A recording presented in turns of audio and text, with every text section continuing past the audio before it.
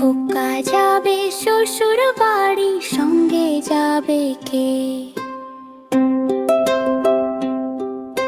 খোকা যাবে শ্বশুর বাড়ি, সঙ্গে যাবে কে?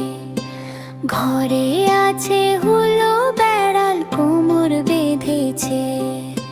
ঘরে আছে হুলো বেড়াল, কোমর বেঁধেছে।